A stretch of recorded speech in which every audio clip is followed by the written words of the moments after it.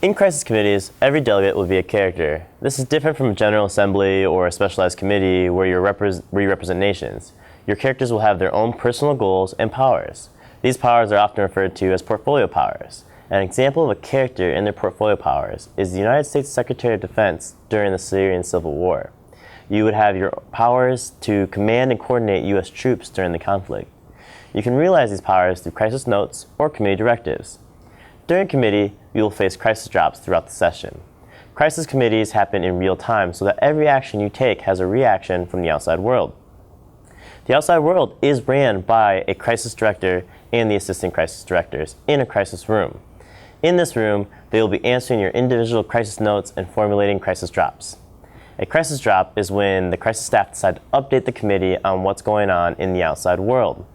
This is typically done in response to a directive that has been passed or an individual crisis plan that has been developed by another delegate through crisis notes. The staff will come in as a character relevant to the committee. An example of a crisis drop is a Al Jazeera reporter coming into the committee to update everybody that there's been evidence leaked to the public that Russia has been selling small arms to rebel forces. In a crisis committee, delegates will pass 3 forms of documents. They are a directive, a communique, and a press release. Each of these documents have their own individual purpose, but often use all the powers in the committee. A communique is used to invite an outside actor to come to the committee to give information or come to an agreement. A press release is used to release information to the public in order to gain their support. Directives are the most common of these documents.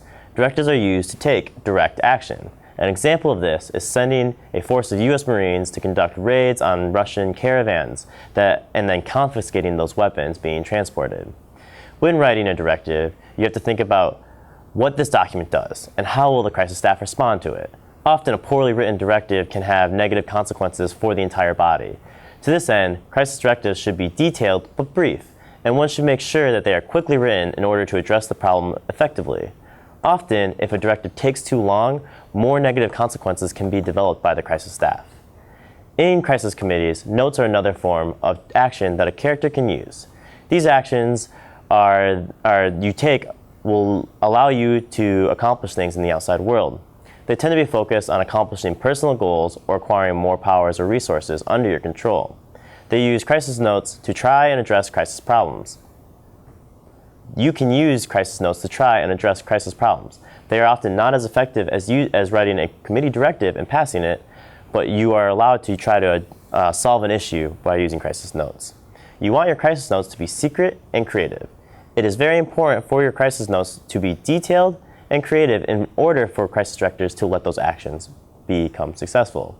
When you want to take complex actions through crisis notes or develop a crisis plan, it is important that you balance the realistic actions and the steps it takes to get to that goal.